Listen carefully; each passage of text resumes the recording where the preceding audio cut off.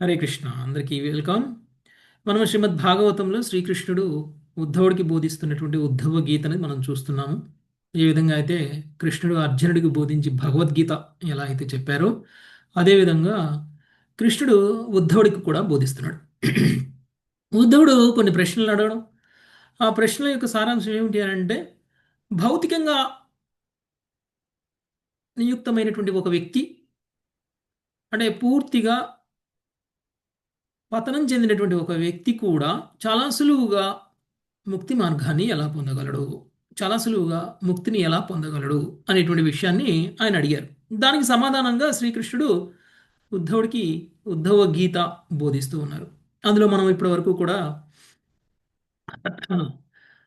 యధురాజుకి మరియు ఒక బ్రాహ్మణ అవధూతకి మధ్య జరిగినటువంటి సంభాషణని ఉదాహరణగా తీసుకుంటూ భౌతిక ప్రకృతిలో ఉన్నటువంటి అన్ని తత్వాల నుంచి కూడా మనం ఏ విధంగా ఆధ్యాత్మిక జ్ఞానాన్ని నేర్చుకోవచ్చు, ఏ విధంగా మనము ప్రతి దాంట్లోనూ భగవంతుని ఎలా చూడవచ్చు, ఏ విధంగా ఆత్మతత్వాన్ని అర్థం చేసుకోవచ్చు అనేటువంటి విషయాన్ని మనకి తెలియచేశారు. చివరికి తన శరీరం కూడా తానికి గురువే అయిపోయింది. వాయువు కూడా గురువే, సూర్యుడు కూడా గురువే, తేనెటీగలు కూడా గురువే, భ్రమరాలు కూడా గురువులే. సో ఒక వేశ్య కూడా గురువే. సో ఆ విధంగా అనేక మంది ఏ విధంగా మనకి బోధించారు అనేటువంటి విషయాన్ని చెప్పారు. కొంతమంది కొన్ని తత్వాలను చూసి మనం ఏమి చెయ్యవచ్చు అనేటువంటి విషయాన్ని నేర్చుకున్నాము. కొన్ని తత్వాలు కొంతమంది వ్యక్తులని చూసి మనం ఏది చెయ్యకూడదు అనేటువంటి విషయాన్ని నేర్చుకున్నాం. ఆ తర్వాత శ్రీకృష్ణ భగవానుడు మనకి సకామ కర్మ యొక్క స్వభావం గురించి మనకి తెలియజేశారు. ఏ విధంగా సకామ కర్మలు చేసేటువంటి వ్యక్తులు భౌతికంగా బంధింపబడుతున్నారు అనేటువంటి విషయాన్ని చూసాం. యాక్చువల్గా సకామ కర్మలు వేదాలలో చెప్పబడినటువంటి కర్మలే. వేదాలలో మనకి అనేక రకాలైనటువంటి పుణ్యకార్యాల గురించి కూడా తెలియజేయడం అనేటువంటిది జరిగింది. అయితే ఈ పుణ్యకార్యాలు మనకి శత్రువులు అనేటువంటి విషయాన్ని కూడా మనకి కృష్ణుడు తెలియజేశారు. యాక్చువల్గా సకామ కర్మ అనేటువంటిది మనం బయటకు చూడడానికి ఏ యజ్ఞము, యాగము, దానము, ధర్మము పుణ్యాన్ని ఇచ్చేటువంటి కర్మలాగానే మనకి కల్పిస్తున్నప్పటికీ ఇవన్నీ కూడా భౌతికంగా మనము ప్రయోజనం పొందటం కోసం చేస్తున్నటువంటిది. నాకు మంచి జీవితం రావాలి, నాకు మంచి భార్య కావాలి, నాకు ఉన్నతమైనటువంటి పొజిషన్ కావాలి, లేదంటే వచ్చే జన్మలో నేను మంచిగా ఉండాలి, లేదంటే నేను దేవతాలోకాలకి వెళ్ళాలి, నాకు స్వర్గం కావాలి, నాకు ఆధిపత్యం కావాలి, లేకపోతే నేను ఒక సక్సెస్ఫుల్ పర్సన్ అవ్వాలి, ఇలాంటి ఏదో ఒక కోరికలతోటి మనం చేస్తున్నటువంటి పుణ్యకార్యాలు, అది దానమే, ధర్మమే కావచ్చు, పుణ్యకార్యమే కావచ్చు, ఇవన్నీ కూడా మనల్ని ఏ విధంగా బంధిస్తున్నాయి అనేటువంటి విషయం చెప్పారు. ఇవన్నీ తెలివైనటువంటి వ్యక్తి చేసేటువంటి పని కాదు. సకామ కర్మలు అనేటువంటివి తెలివైనటువంటి వ్యక్తి చేసేటువంటి పనులు కాదు. నిజానికి వాళ్ళకు ఉన్నటువంటి తెలివితేటల్ని సరిగా ఉపయోగించుకోలేకపోతున్నారు. వాళ్ళకు ఉన్నటువంటి తెలివితేటల్ని ఇలా భౌతికంగా పతనం చెందడానికి, బద్ధులం అవడానికి ఉపయోగపడుతున్నాయి. అలా కాకుండా ఉండాలి అని అంటే ఏం చేయాలని చెప్పారు? ఒక ప్రామాణికమైనటువంటి గురుదేవుణ్ణి ఆశ్రయించాలి. మొదలుగా భగవంతుడు ఏం చెప్పారు అంటే, నేనే పరమాత్మ రూపంలో విస్తరించి చైత్ర గురువుగా నేను నీకు దిశానిర్దేశం చేస్తున్నాను అనేటువంటి విషయాన్ని చెప్పారు. అంతేకాదు, నేను ఒక గురువుగా కూడా అవతరిస్తున్నాను. చైత్ర గురువు చెప్పినటువంటి మాటలను వినే స్థాయి మనకి లేదు కాబట్టి, మనలో ఉన్నటువంటి భౌతిక కల్మషాలు చైత్ర గురువు చెప్పినటువంటి మాటలు వినడానికి అడ్డమవుతున్నాయి కాబట్టి, ప్రత్యక్షంగా నీకు గురువు ఉంటే ఆ ప్రత్యక్షమైనటువంటి గురువు యొక్క దిశానిర్దేశంలో మనం గనక ఆధ్యాత్మికంగా పురోగమించినట్లయితే మనం ఈ భౌతిక బద్ధజీవనం నుంచి బయటికి వస్తాం. అందుకనే గురువుని మనము భగవంతుడితో సమానంగా గౌరవించాలి, భగవంతుడితో సమానంగా పూజించాలి. ఎందుకంటే స్వయంగా శ్రీకృష్ణుడు చెప్పాడు, తానే గురువు రూపంలో విస్తరించి మనకి ఆధ్యాత్మిక బోధని చేస్తున్నారు అని. అయితే కృష్ణుడు ఇవన్నీ చెప్తున్నారు, కరెక్టే. ఇంకా కృష్ణుడే ఏం చెప్తున్నారు అని అంటే, చాలామంది తత్వవేత్తలు ఉన్నారు, నేను చెప్పేది తప్పని కూడా అంటారు. కానీ నిజానికి వాళ్ళు చెప్పే కర్మ సిద్ధాంతాలు, లేదా వాళ్ళు చెప్పేటువంటి సకామ కర్మలు చేయకపోతే మనకి ఎలాంటి ఆ, పురోగతి ఉండదు అని చెప్పేటువంటిది ఏదైతే ఉందో అది నిజంగా సత్యం కాదు. వాళ్ళు ఎన్ని థీరీలు చెప్పినా, ఎన్ని సిద్ధాంతాలు చెప్పినా అవన్నీ కూడా మనల్ని బంధిస్తాయి. అలా ఉండకూడదు. నేను చెప్పిన విధంగా మీరు భక్తిలో పురోగమించాలి. నాకు శరణాగతులు అవ్వాలి. నన్ను నన్ను కేంద్రంగా చేసుకుని మీరు కర్మలు చేయాలి. నాకు శరణాగతులు అవ్వాలి. అది మాత్రమే, కృష్ణ చైతన్యం మాత్రమే మనల్ని భౌతిక బద్ధజీవనం నుంచి బయటికి తీసుకువస్తుంది. అది తప్ప మరి ఏది చెయ్యదు అని చెప్పారు.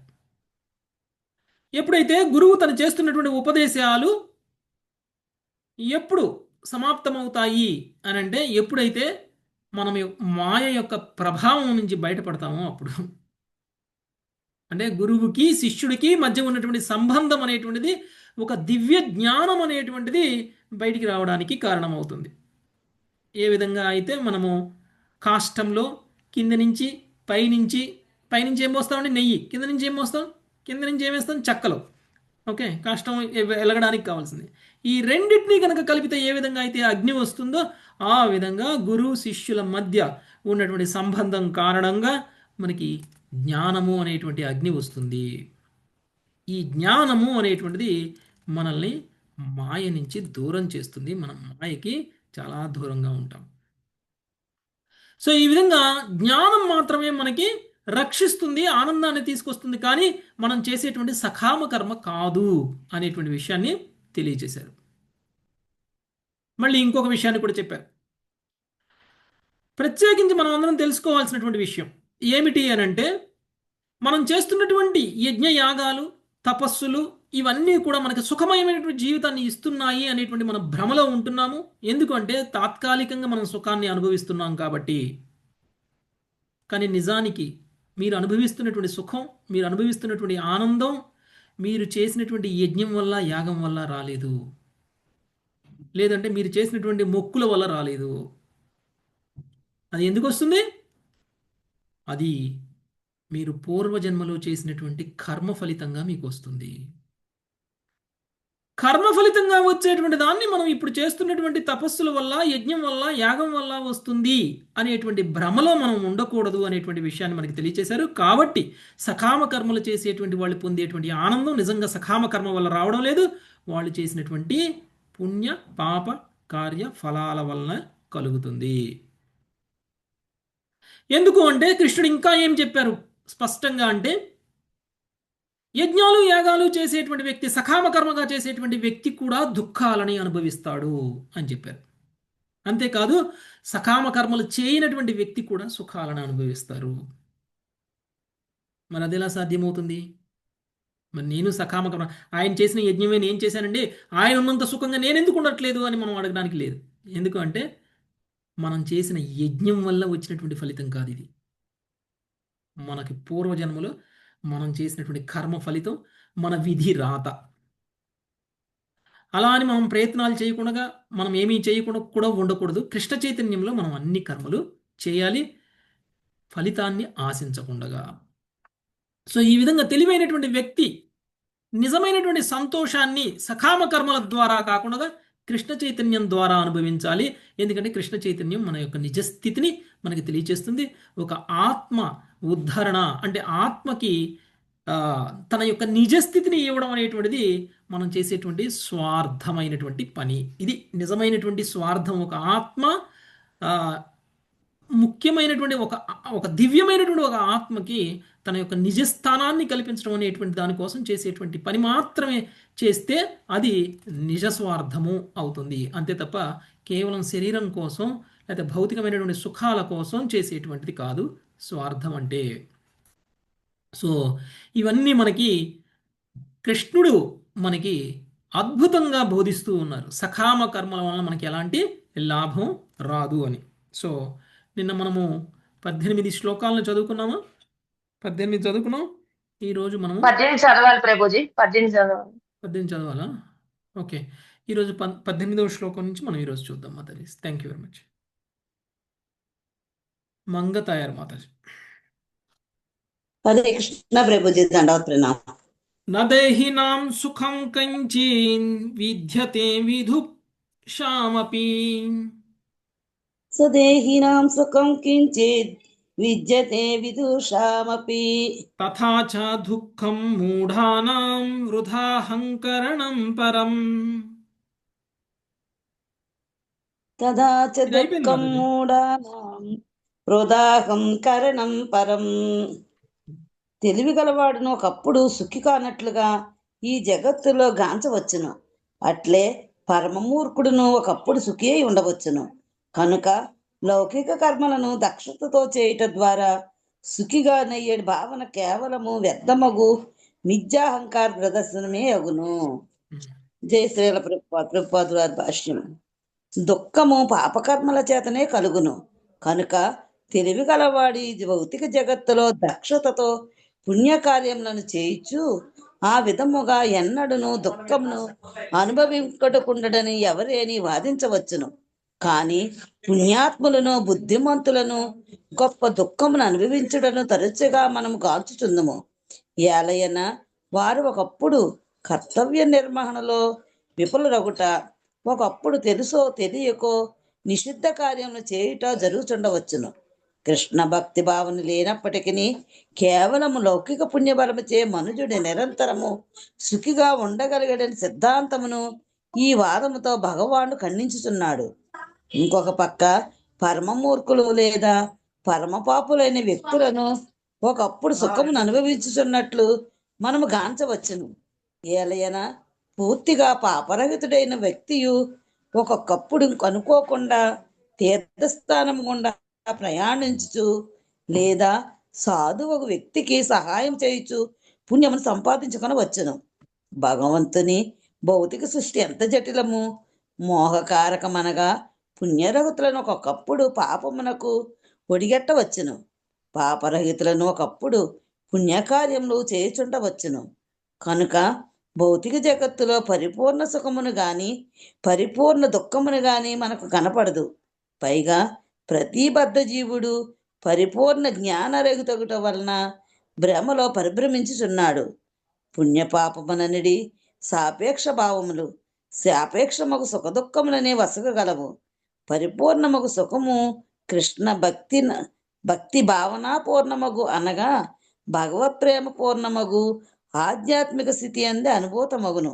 ఈ విధముగా లౌకిక జీవితము సర్వదా సందిగ్ధమయము సాపేక్షము కాక కృష్ణ భక్తి భావం నిజమైన పరిపూర్ణ స్థితి అయి ఉన్నది, సుఖస్థితి అయి ఉన్నది. హరే కృష్ణ ప్రభుజీ దండవత్ప్రణాం. ఓకే. Thank you.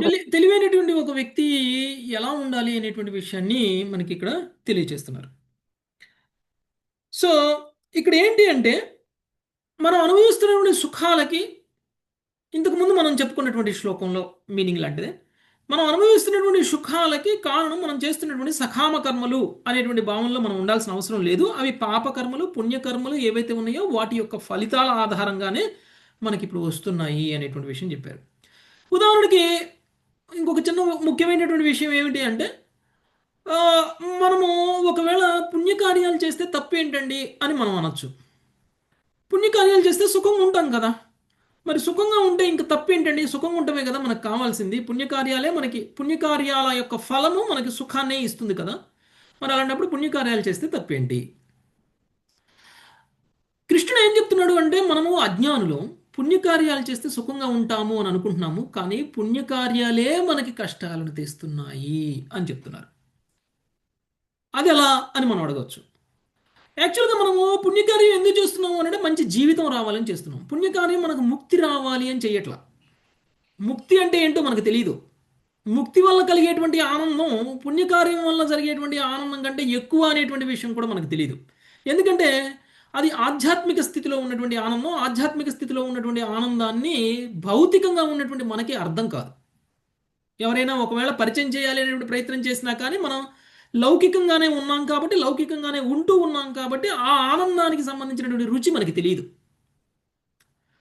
అందుకనే మనకు తెలిసినంత వరకు ఆనందం ఏమిటి అని అంటే భౌతికమైనటువంటి ఆనందం, ఈ శరీరానికి సంబంధించినటువంటి ఆనందమే.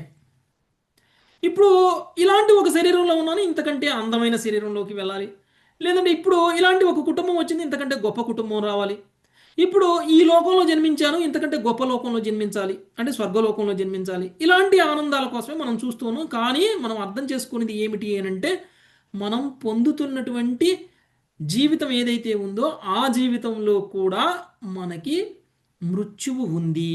ఆ జీవితంలో కూడా మనకి జరా వ్యాధి ఉంది. ఓకే, అంటే ముసలితనము వస్తుంది, రోగాలు వస్తాయి, మళ్ళీ ఏమొస్తుంది, మృత్యువు కూడా వస్తుంది. అంటే మనం కోరుకున్నటువంటి జీవితంలో మనం వద్దనుకున్నవి కూడా ఉన్నాయి.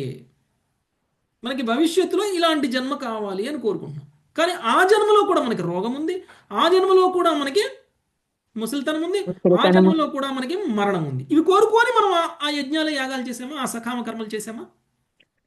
కాదు. కాదు కదా. అంటే మనం సకామ కర్మలు చేయడం వల్ల మనకు ఒక జీవితం వస్తుంది, ఆ జీవితం వల్ల మనకి మళ్ళీ కష్టాలు వస్తున్నాయి. ఓకే, ఎవరు మృత్యువు కావాలని కోరుకుంటారు?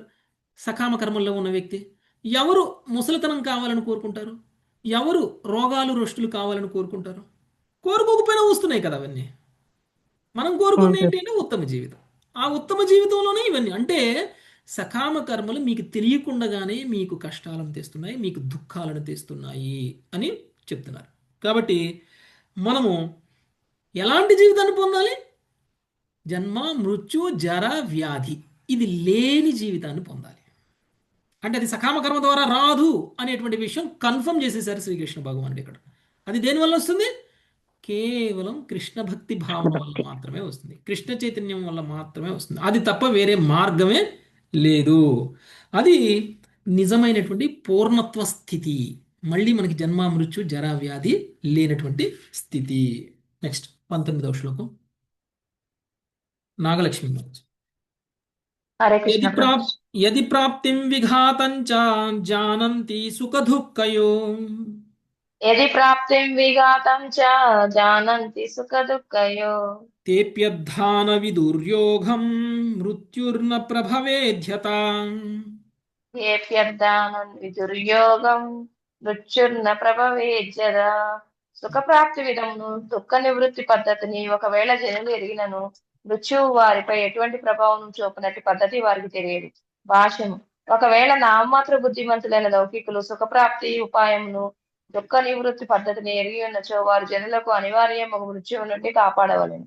శాస్త్రజ్ఞులు ఈ సమస్య పరిష్కారం నకై తలమునకలై పనిచేయుచున్నారు. కానీ దానిలో వారు పూర్తిగా విఫలరైనందున నిజంగా వారు తెలియగలవారు కారనియు సుఖప్రాప్తి ఉపాయము దుఃఖ నివృత్తి పద్ధతి వారికి తెలియదనియు ఎరగవచ్చును. మెడపై కత్తి వేలాడుచున్నను మనిషి సుఖి కావచ్చునని తలచడం పరమ మూర్ఖత్వమే ఎగును. భగవద్గీత యందు శ్రీకృష్ణ భగవానుడు మృత్యు సర్వహర చాహం, నేను మృత్యు రూపంలో నీ చెంతకు వచ్చి సమస్తమును హరించేదను అని పలికి ఉన్నాడు. భౌతిక జీవితం యొక్క సంకటమును వృద్ధిగా విస్మరించుటకు బదులు మనం భగవంతుని నిర్ణేతక కర్ణను స్వీకరించవలసి ఉన్నది. శ్రీ చైతన్య మహాప్రభుగా ఆ దేవదేవుడు దాన్ని ఉదారంగా వసిగి ఉన్నాడు. యోగ్యత లేనట్టి సుఖమును సాధించుటకై నిజమైన ఉపాయంను అనగా హరినామ సంకీర్తనను అందజేసిన శ్రీ చైతన్యుల పాదపద్మములకు మనము శరణుజొచ్చవలెను. ఇది భగవంతుని కోరిక.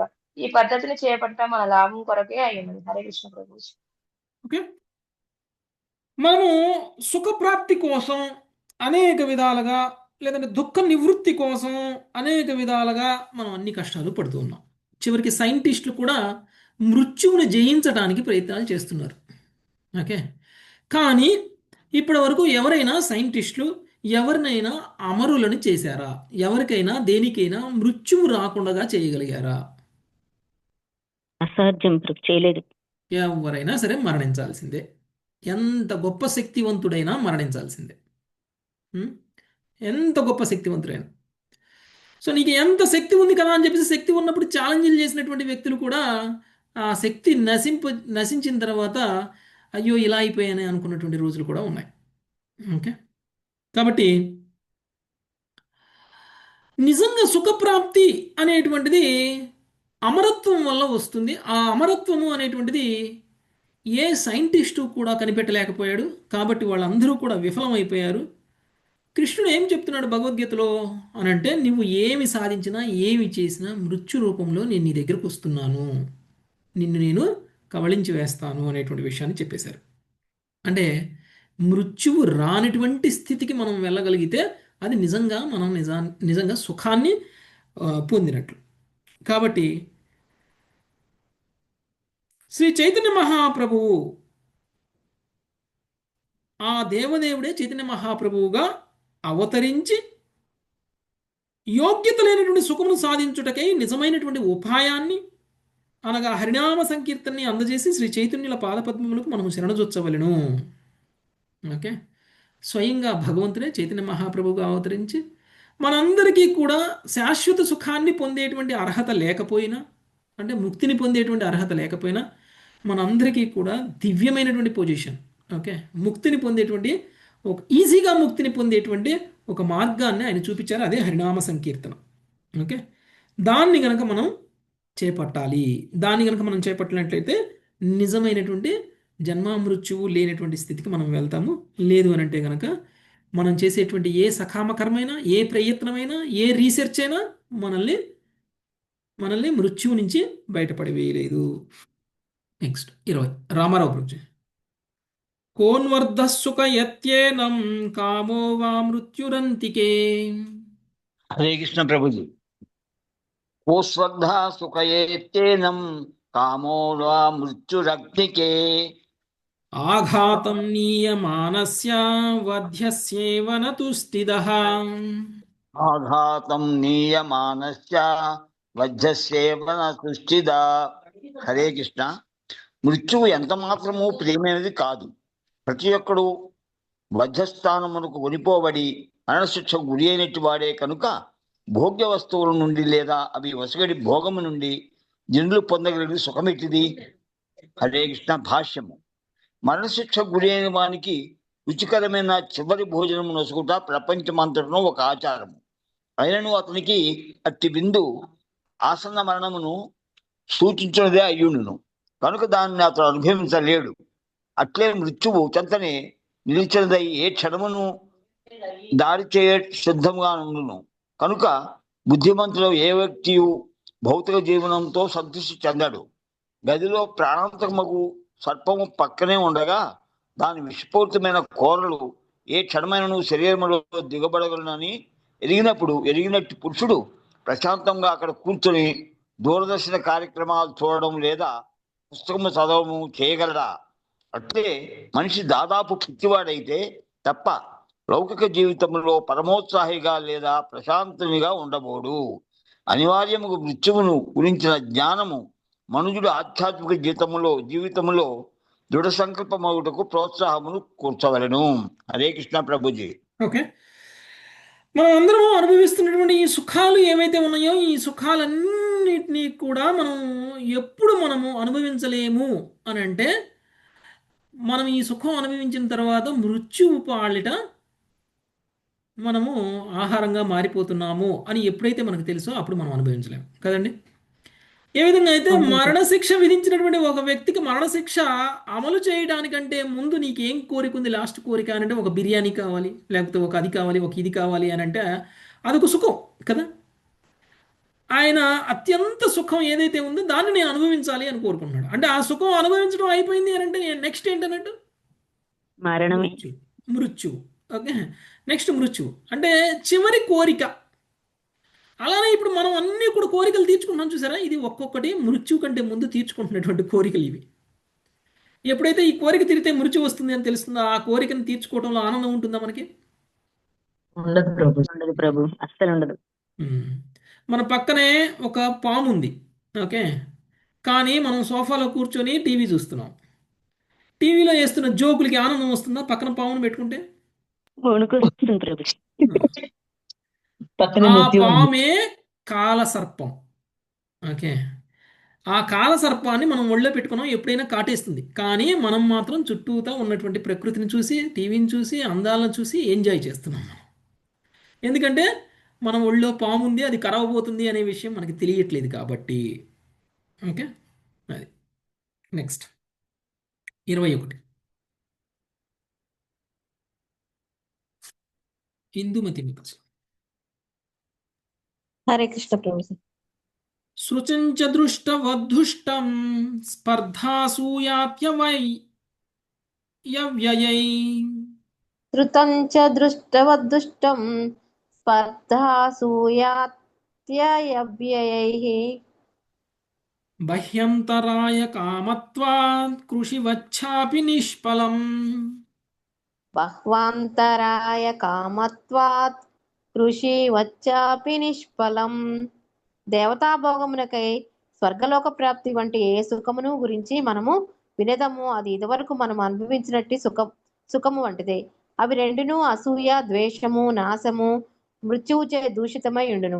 కనుక పొలమును పండించడు యత్నము, పంట తెగలు, చెడపిడలు లేదా క్షామము వంటి పలు సమస్యలు కలిగినప్పుడు నిష్ఫలమగు రీతి ధరణిపై లేదా స్వర్గములో సుఖమును బడయుటకు చేసడి యత్నము సర్వదా పలు అవరోధముల కారణమున నిష్ఫలమవుతుండును. భాష్యము. శ్రీల భక్తి సిద్ధాంత సరస్వతి ఠాకూర్లు ఈ శ్లోకమును ఇట్లు వ్యాఖ్యానించిరి. ఎటువంటి విశేషముగా అవరోధములు లేనిచో సాధారణముగా వ్యవసాయత్నం తగిన ఫలమును వసుగుచుండను. కానీ విత్తనములు పుచ్చినవైనచో లేదా నేల లవణపూర్ణమైనచో లేదా బీడు భూమి అయినచో లేదా క్షామము, పంట తెగులు, అకాల ఉష్ణము కలిగినచో లేదా పశువులు పక్షులు చీడలచే కష్టము వాటిల్లినచో కోరినంత దిగుబడి లభింపదు.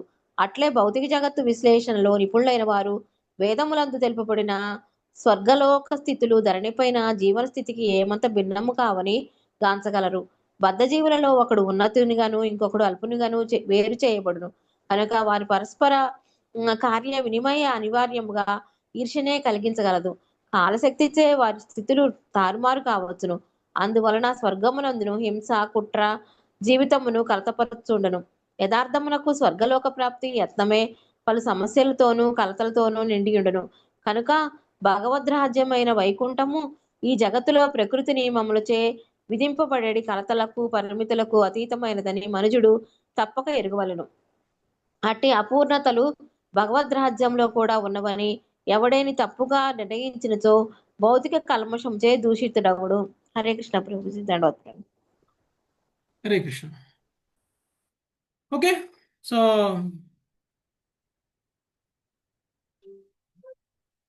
సో ఇక్కడ ఏం చెప్తున్నారు అంటే స్వర్గలోక ప్రాప్తి పొందాలి, లేదంటే ఆ సుఖము ఈ సుఖము పొందాలి అనేటువంటి మనం చేసేటువంటి ప్రయత్నము ఏదైతే ఉందో ఆ సుఖాన్ని మనం అనుభవించేటువంటి సమయం వచ్చే సమయానికి అనుభవించలేకపోతాము మనం. ఎందుకు అనంటే మనలో వచ్చేటువంటి ఆ గుణాల కారణంగా అసూయ, ద్వేషము, మృత్యువు ఇలాంటివన్నీ కూడా మనకి ఎదురవడం వల్ల మనం అనుభవిస్తూ ఉన్నటువంటి సుఖాన్ని మధ్యలోనే వదిలిపెట్టాల్సి వస్తుంది కదా.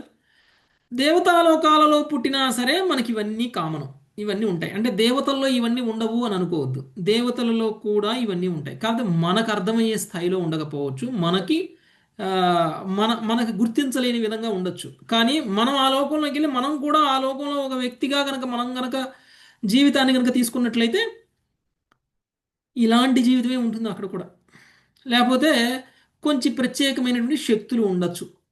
ఆ దివ్యమైనటువంటి శక్తులు మనుషులకి లేకపోవడం వల్ల మనుషుల కంటే దేవతలు చాలా గొప్పవాళ్ళుగా కనిపిస్తారు. ఆ శక్తులు మనకి ఎందుకు వస్తున్నాయి అని అంటే మనం చేసుకున్నటువంటి సకామ కర్మల కారణంగా. సకామ కర్మల కారణంగా మనకు వచ్చేటువంటి దివ్యత్వం ఏదైతే ఉందో, అంటే శక్తులు, దేవతాలోకాలలో జన్మలు ఏవైతే ఉన్నాయో అవి మనలో ఉన్నటువంటి హరిషడ్ వర్గాలను తొలగించటం లేదు. ఓకే, మనలో ఉన్నటువంటి ద్వేషం పోవటం లేదు, మనలో ఉన్నటువంటి కోపం పోవట్లేదు, మనలో ఉన్నటువంటి కామం పోవట్లేదు, మనలో ఉన్నటువంటి అసూయ పోవడం లేదు. మనలో ఇన్ని కల్మషాలు ఏం చేస్తాయి మనల్ని? ఇన్ని కల్మషాలు ఉండడం వల్ల మనం ఏం చేస్తాము అని అంటే చివరికి ఈ కల్మషాల కారణంగా మనం అనుభవించేటువంటి ఆనందాన్ని పొందకుండా అడ్డమవుతాయి. చివరికి మృత్యువు మనకి అడ్డమవుతుంది. అంటే దేవతాలోకాలలో కూడా మృత్యువు మనకి అడ్డమవుతుంది. అప్పుడు ఏం చేస్తుంది? మనం ఏదైతే కర్మలు చేసి ఏ సుఖాన్ని పొందాలి అనేటువంటి జీవితాన్ని తీసుకున్నామో ఆ జీవితంలో మనం శాశ్వతంగా కంటిన్యూ అవ్వకుండా అక్కడ కూడా మృత్యు ఎదురయ్యి తిరిగి మళ్ళీ మనల్ని బయటికి తీసుకొచ్చేస్తుంది ఆ ఆనందం నుంచి, ఆ సుఖం నుంచి. ఎలా అయితే ఒక వ్యవసాయం చేసేటువంటి వ్యక్తి పంట పొలాలను పెంచితే ఏ పంట అయితే పెరిగి అది మంచి దిగుబడిని ఇవ్వాలి అని కోరుకుంటాడో ఆ పంట మీదనే చీడ పురుగుల వలన, అకాల వర్షాల కారణంగా లేదా ఎండల కారణంగా ఆ పంట నిష్ఫలం ఎప్పుడవుతుందో, ఎలా అవుతుందో ఆ విధంగా ఎంతో కష్టపడ్డాం, దున్నారు, ఇత్తనాలు వేశారు, నీళ్లు పెట్టారు, అన్నీ పెట్టారు, మొక్కలు వచ్చినాయి. కానీ ఆ మొక్క ఫలాన్ని ఇచ్చే టయానికి చీడ పురుగు పట్టింది. ఏమైపోతుంది? వస్తుందా పంట చేతికి? రాదు. అలానే కొన్ని జన్మల పాటు మనం చేసినటువంటి వ్యవసాయం కారణంగా మనకి ఇప్పుడు ఉత్తమ జన్మ వచ్చింది. ఉత్తమమైనటువంటి జన్మ వచ్చింది అంటే ఫలాన్ని అనుభవించే సమయం వచ్చింది. కొన్ని జన్మల పాటు వ్యవసాయం చేసాం అంటే ఏం చేసాం? సకామ కర్మలు చేసాం. సకామ కర్మలు రైతు చేసినటువంటి వ్యవసాయంతో పోలుస్తున్నారు. ఓకే, ఈ సకామ కర్మలు చేయడం వల్ల వచ్చినటువంటి ఫలితాన్ని అనుభవించేటువంటి సమయానికి వచ్చేసరికి ఆ అనుభవించక ముందే మృత్యువు ఎదురైపోయి మళ్ళీ బయటకు వచ్చేస్తున్నాం. ఏ విధంగా అయితే వ్యవసాయం చేసి పంట చేతికి వచ్చే సమయానికి అకాల వర్షాల కారణంగా పంట చేతికి రాకుండా పోతుంది చూసారా? అది. కాబట్టి మనకి ఏం కావాలండి? బీమా కావాలి, బీమా, ఇన్సూరెన్స్ కావాలి. ఆ ఇన్సూరెన్స్ ఏమిటి అంటే కృష్ణ భక్తి. కృష్ణ భక్తి. నెక్స్ట్ 22వ శ్లోకం మల్లీశ్వరి మాత. హరే కృష్ణ ప్రభుజీ. అంతరాయైరవిహితో యథి ధర్మస్వనుష్ఠితః అంతరాయైరవిహితో యది ధర్మః స్వనిష్ఠితః తేనాపి నిర్జితం స్థానం యథా గచ్చతి తచ్ఛృణు. తేనాపి నిర్జితం స్థానం యదా గచ్చతి తచ్ఛృణు. ఒకవేళ మనుజుడు దోషమును గాని కల్మషమును గాని లేకుండా యజ్ఞ కర్మలను చేసినచో తదుపరి జన్మమున స్వర్గమును పడేయగలడు. కానీ కర్మానుష్ఠానము ద్వారా లభించడి ఈ ఫలమైనను కాలములో నశించిపోగలదు. ఇప్పుడు ఇది చెప్పేదని వినుము. ప్రభుపాదుల వారి భాష్యం. గచ్చతి అనగా పోవుట అని అర్థము. భగవద్గీత యందు శ్రీకృష్ణుడు ఆగమాపాయ నిత్యాహ అని పలికి ఉన్నారు. మంచివే గాని చెడువే గాని భౌతిక భావములన్నీ వచ్చిపోవునట్టువి కనుక ఎంతో నిపుణతో నిర్వహించిన కర్మలు ఫలితములైనను నశించినని గచ్చతి అని పదము సూచించును. అత్యంత హేయమైనది మొదలుకొని సర్వోత్తమైన ఎట్టి భౌతిక స్థితి అయినను అసమగ్రమైనది కనుక మనుజుడు కేవలము విశుద్ధ కృష్ణ భావన భక్తి కొరకు యత్నించవలను. హరే కృష్ణ ప్రభు. ధన్యవాదాలు. ఓకే, కృష్ణుడు ఒక ముఖ్యమైనటువంటి విషయాన్ని చెప్తాను విను అని చెప్తున్నారు. తచ్ఛృణు అనే పదం మనకి భగవద్గీతలో కూడా వచ్చింది కదండి. అర్జునుడికి నేను చెప్తాను విను అనేటువంటి విషయాన్ని చెప్పారు. శ్రవణం అనేటువంటిది చాలా చాలా చాలా ఇంపార్టెంట్. కృష్ణుడు పదే పదే కోరుతున్నారు, వినండి వినండి అని చెప్తున్నారు. ఎందుకంటే ఆయన చెప్పే విషయం సామాన్యమైనటువంటి విషయం కాదు, మన జీవితాలని మార్చేసేటువంటి విషయం. భగవద్గీతలో ఆయన చెప్పినటువంటి ప్రతి విషయాన్ని కూడా మనము విని ఆచరించాలి. ఎందుకంటే ఆచరించకపోతే మన జీవితం ఎలా మారుతుంది? లేదంటే మీరు ఈ చెవితో చెప్పండి, ఈ చెవితో వింటాను, నేను ఈ చెవితో వదిలేస్తాను, లేకపోతే ఈ చెవిలోకి కూడా వెళ్ళవు. ఆచరించాల్సిన అవసరం లేదు, వింటే సరిపోతుంది అని అనుకునేటువంటి వాళ్ళకి ఏ లాభము రాదు, ఏ లాభము రాదు. అది కూడా ఒక పుణ్యకార్యం లాగానే మారిపోతుంది. ఆధ్యాత్మికంగా ప్రయోజనం రాదు, జన్మ మృత్యు జరా వ్యాధి నుంచి ముక్తి రాదు. ఓకే, అందుకని మనం తెలివిగల వాళ్ళం కావన్నమాట. మనం వింటున్నటువంటి ప్రతిదాన్ని ఒక్కొక్కటిగా మనకు సాధ్యమైనంత వరకు ఆచరించడం మొదలు పెట్టాలి. ఏది చెయ్యగలిగితే అది చేయడం మొదలుపెట్టిన తర్వాత ఒక్కొక్క మెట్టు ముందుకెక్కాలి. ఓకే, ఎంతసేపు నేను చెయ్యలేను అని కూర్చుంటే మనకి కృష్ణుడు సహకారం చేస్తాడు, సహాయం చేస్తాడా? నా వల్ల కాదు, నేను చెయ్యలేను అని కూర్చున్న వ్యక్తికి ఏం చేయగలుగుతాడు? అది ఉద్యోగంలో అయినా సరే, వ్యాపారంలో అయినా సరే, వ్యవసాయంలో అయినా సరే, ఎందులో అయినా సరే ఏమవుతుందో అనే భయంతో చేయడం మొదలు పెట్టకుండా ఉంటే మనం ఏదైనా సాధించగలమా? ఏమీ సాధించాలి. ప్రయత్నం చేయాలి, ఖచ్చితంగా ప్రయత్నం అనేటువంటిది చెయ్యాలి. కాబట్టి ఈ యొక్క ఆధ్యాత్మిక ప్రయోజనం అనేటువంటిది ఏదైతే ఉందో దాన్ని చేయడానికి మనం ఒక సంకల్పం అనేటువంటిది తీసుకోవాలి. ఆ సంకల్పాన్ని తీసుకొని మనం ముందు ఒక అడుగు ముందుకేస్తే కృష్ణుడు సహాయం చేసి మనల్ని ఈ పరిస్థితి నుంచి బయటికి తీసుకురాగలుగుతాడు. ఓకే, అలా కాకుండా షార్ట్ కట్ మెథడ్స్, మనం అన్ని సక్సెస్ సాధించాలంటే కాశీదారం కట్టుకోవాలి, లేకపోతే ఇంకేం చేయాలండి, దారాలు, మనం ఏమి చెయ్యొద్దు, కానీ చేతికి దారం కట్టుకుంటే వచ్చేస్తుంది మనకి మనం చేయాల్సిన సక్సెస్. నమ్మకం అన్నమాట అది. లేకపోతే పగడము, వజ్రము, ఉంగరం పెట్టుకోవడం, జాతకం చూపించుకొని మరీ పెట్టుకుంటారు కొంతమంది Yes, నవరత్నాలు Prabhuji. ఉంగరాలు. Now ఉం. ఇవన్నీ ఇవన్నీ ఇవన్నీ ఏమి ఇవన్నీ పెట్టుకుంటే ఏం చేయనవసరం లేదా? అన్నీ ఆటోమేటిక్గా జరిగిపోతాయా? ఏమీ జరగవు. ఏమీ జరగవు.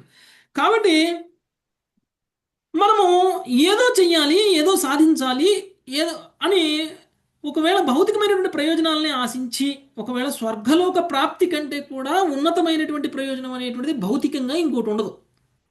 ఓకే, దానికోసం కనుక మనం ఒకవేళ సకామ కర్మ చేసినట్లయితే, అంటే యజ్ఞము లేకపోతే దానము, తపస్సు ఇలాంటివన్నీ ఏదైనా చేసినట్లయితే, కర్మానుష్ఠానం అంటే ఈ సకామ కర్మల ద్వారా, యజ్ఞాల ద్వారా మనకు లభించేటువంటి ఫలితం ఏమిటి అని అంటే స్వర్గలోక ప్రాప్తి. ఆ స్వర్గలోక ప్రాప్తి కూడా నశించిపోతుంది. అది ఎలా అనేటువంటి విషయాన్ని నేను చెప్తా విను అని అంటున్నారు. కాబట్టి కృష్ణుడు చెప్పేది విని మనం ఆచరించాలి. అలా ఆచరిస్తే మనకి ప్రయోజనం జరుగుతుంది. లేదు అని అంటే కృష్ణుడు చెప్పుకుంటూ పోతాడు, మనం ఆచరించాలని రూల్ ఏముంది అని మనం అనుకోవచ్చు. ఓకే, కాబట్టి ఇప్పుడు మనం ఒక కారు కొన్నాం అనుకోండి.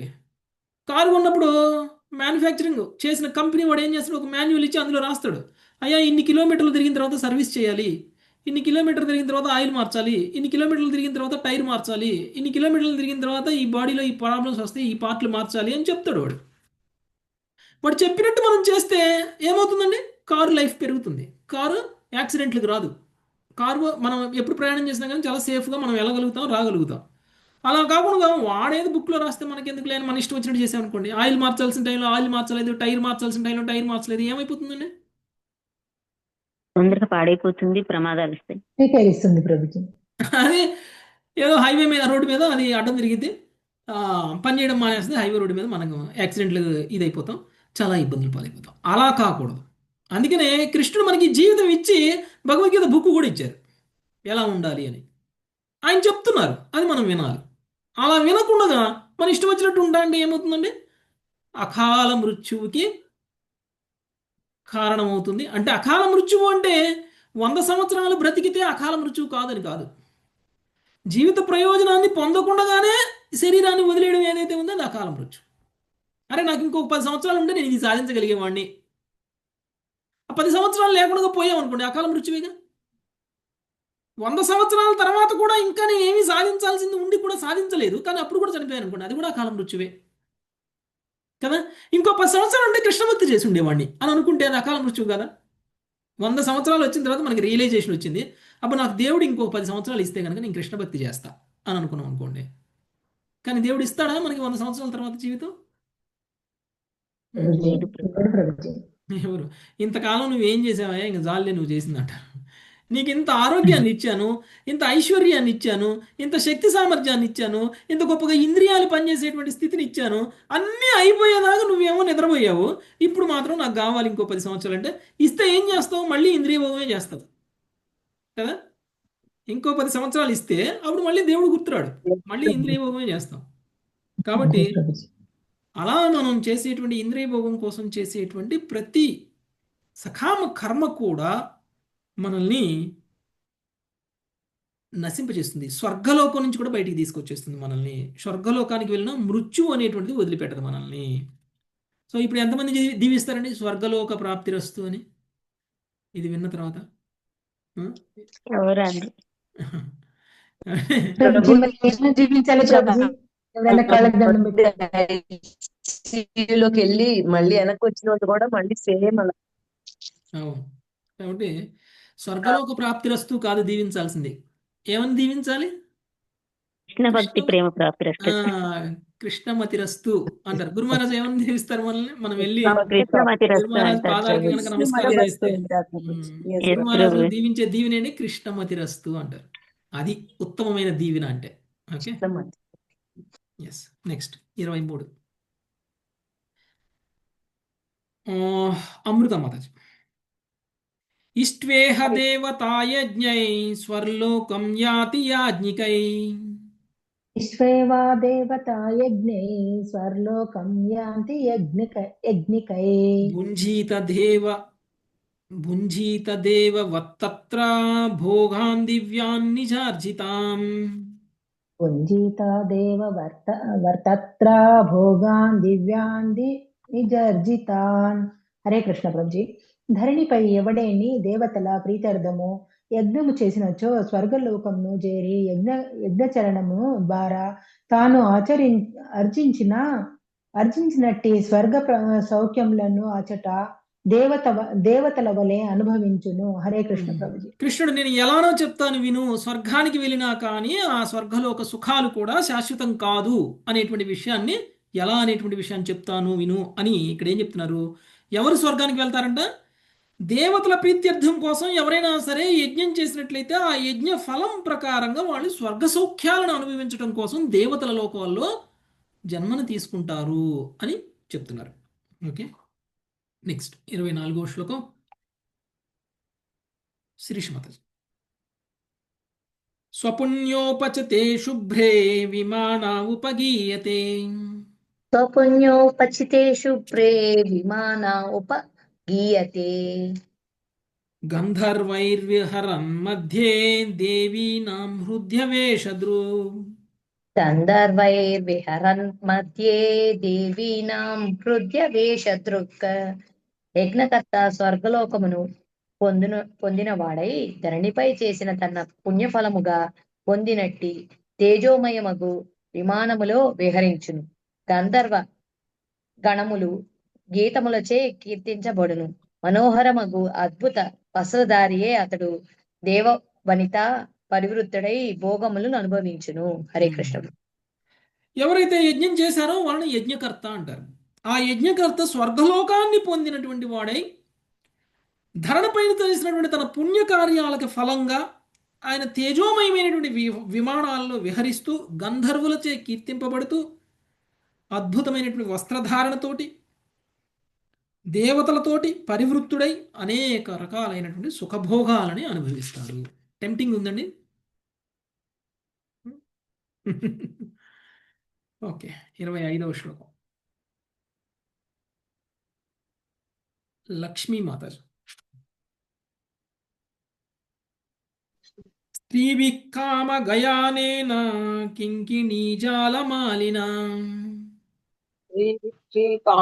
కామగాయేన కింకిణీ జాలమాలినా.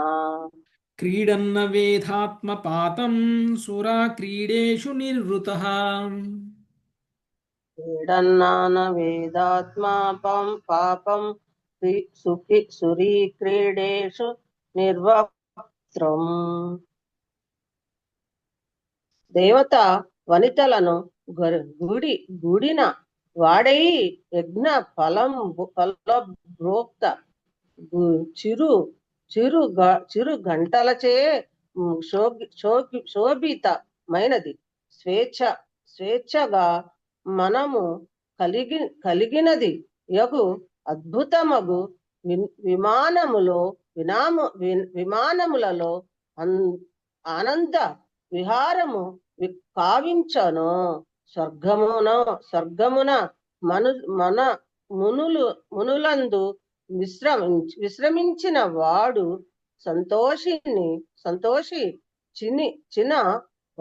సంతోషించిన వాడు సుఖించిన వాడైన అతడు తన పుణ్య ఫలము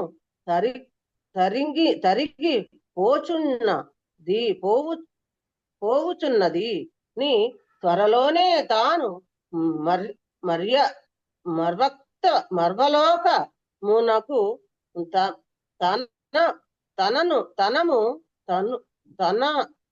తనము చెందగలనని భావింపకుండును. హరే కృష్ణ ప్రభు. ఓకే, హరే కృష్ణ. సో దేవతా వనితలతో కూడిన వాడై యజ్ఞఫలభోక్త చిరుగంటలచే శోభితమైనది స్వేచ్ఛాగమనము కలిగినది ఒక అద్భుతముగు విమానములో ఆనంద విహారము కావించుచు స్వర్గవనములయందు విశ్రమించినవాడు సంతోషించినవాడు సుఖించినవాడునే అతడు తన పుణ్యఫలము తరిగిపోవుచున్నది అని త్వరలోనే తాను మర్త్యలోకమునకు పతనము చెందగలను అని భావించకుండును.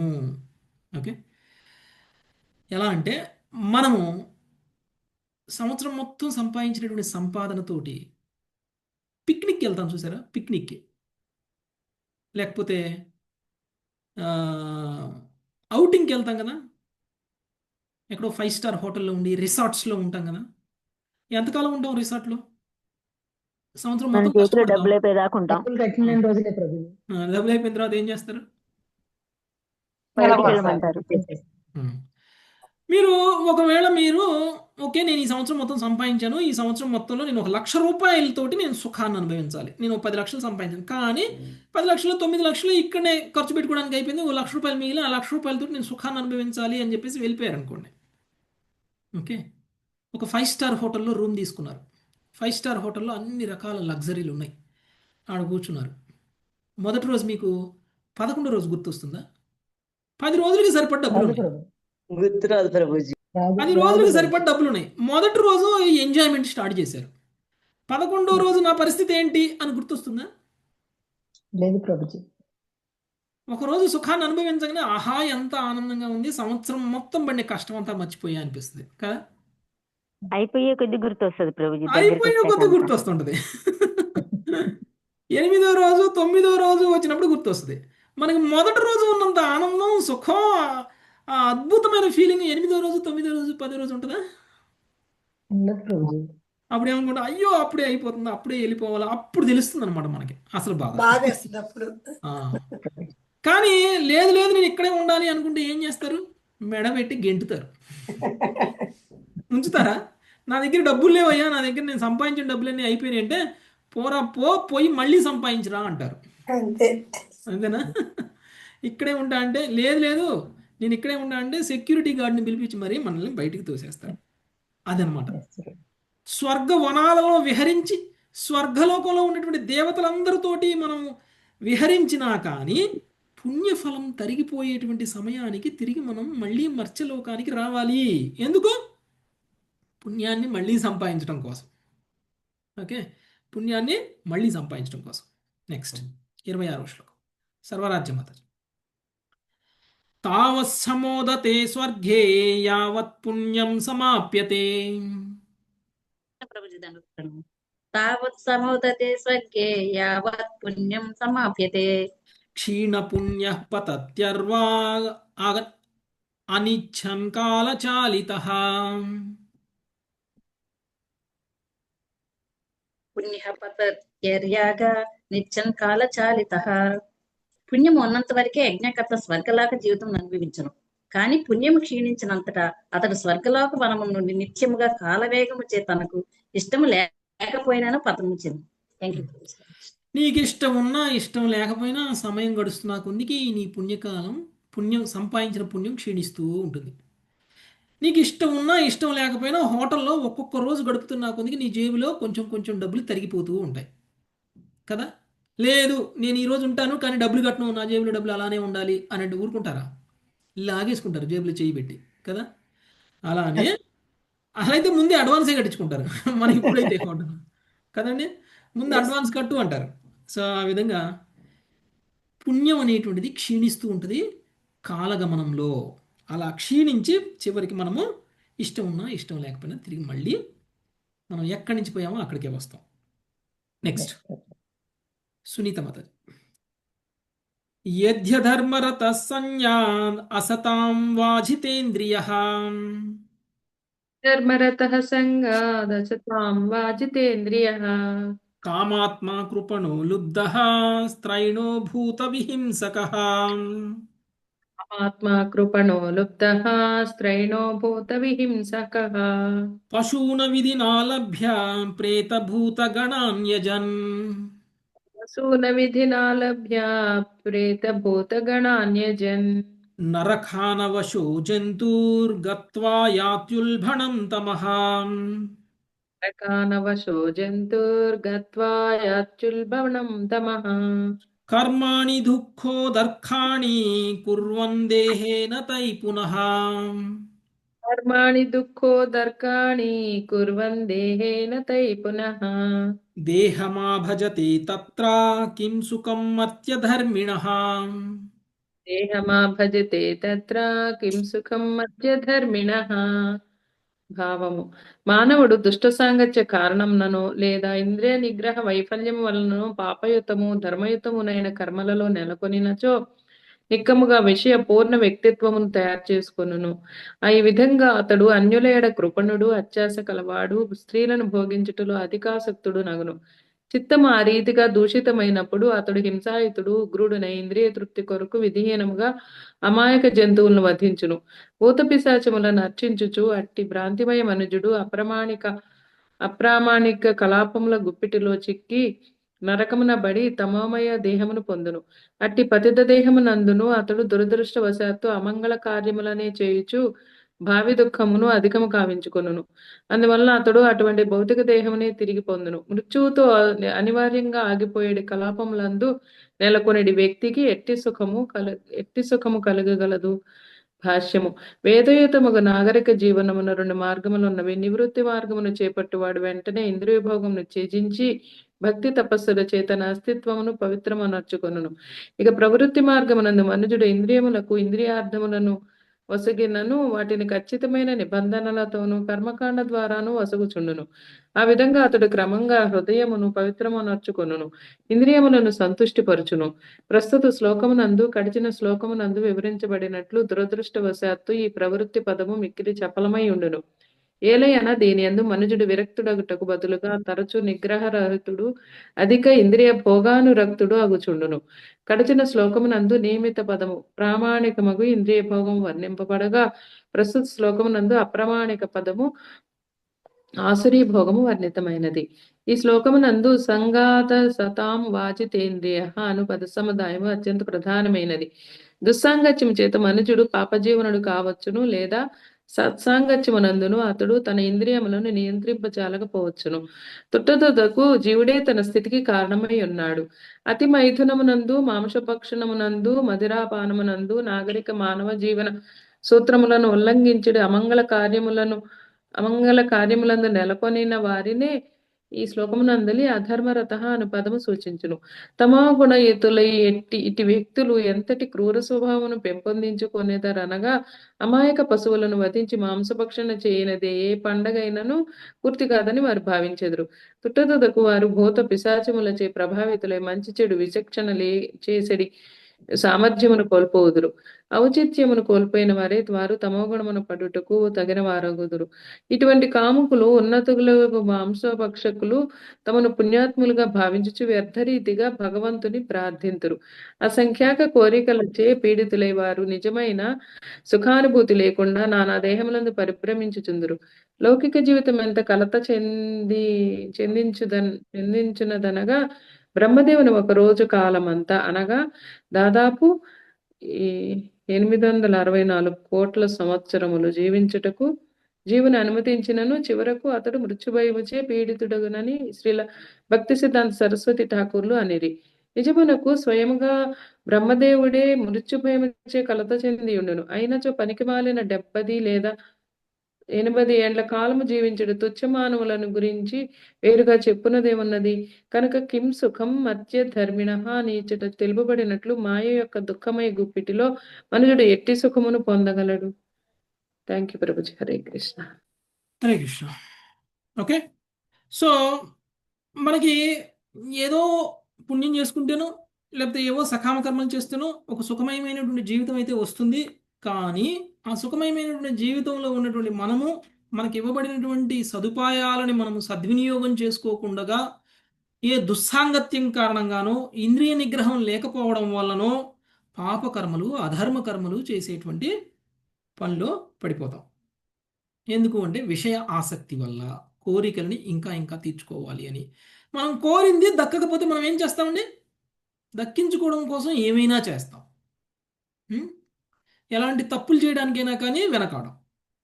అలా అనేక రకాలైనటువంటి ఇంద్రియ భోగాలు కోసం మనము హింసలు కూడా చేసేటువంటి ప్రవృత్తిని పొందుతాము. అంటే సకామ కర్మలు మన ప్రవృత్తిని మార్చడం లేదు కదా. సకామ కర్మలు మన జీవన విధానాన్ని మారుస్తున్నాయేమో, మన జీవిత శైలి. మనకు ఇంతకుముందు ఒక పేదవాడిగా ఉంటే ఇప్పుడు ఒక ఐశ్వర్యవంతుడిగా ఉన్నామేమో సకామ కర్మల కారణంగా. లేదంటే ఇప్పుడు ఐశ్వర్యవంతులుగా ఉండి సకామ కర్మలు చేయడం వల్ల మనకి ఏమన్నా ఇంకా మంచిగా ఉండేటువంటి అవకాశం ఏమైనా వచ్చిందేమో, కానీ మన ప్రవృత్తి మాత్రం మారట్లేదు. మన ప్రవృత్తిని మాత్రం అంటే మనలో ట్రాన్స్ఫర్మేషన్ రావట్లేదు. మనం తప్పులు చేసే స్వభావాన్ని పోగొట్టట్ల సకామ కర్మలు. నిజానికి మనం సకామ కర్మల ద్వారా పొందినటువంటి జీవితంలోనే ఇంకా ఎక్కువ పాపాలు చేస్తున్నాము, కల్మషాలు పోకపోవడం వల్ల. ఓకే, అది మనల్ని ఇంకా దుఃఖభోగుల్ని చేస్తుంది, తిరిగి తిరిగి మళ్ళీ భౌతిక దేహాన్ని పొందేలా చేస్తుంది. ఎలా అంటే 864 లక్షల కోట్ల జన్మలలో తిరిగి తిరిగి శరీరాలను మారుస్తూ మళ్ళీ పుట్టి మళ్ళీ చనిపోయేటువంటి స్వభావాన్ని మనం పొందుతున్నాము. ఓకే, కాబట్టి సకామ కర్మలు ఏం చేస్తున్నాయండి? మనల్ని దుఃఖంలో పడేస్తున్నాయి అని చెప్తున్నారు. Okay, thank you very much. ఇక్కడ కామదం మాతాజీ. హరే కృష్ణ. వాంఛాకల్పతరుభ్యశ్చ కృపా సింధుభ్యైవ చ పతితానాం పావనేభ్యో వైష్ణవేభ్యో నమో నమః. హరే కృష్ణ హరే కృష్ణ హరే కృష్ణ కృష్ణ హరే హరే రామ హరే రామ రామ రామ హరే హరే. ప్రభుజీ హరే కృష్ణ. హరే కృష్ణ ప్రభుజీ.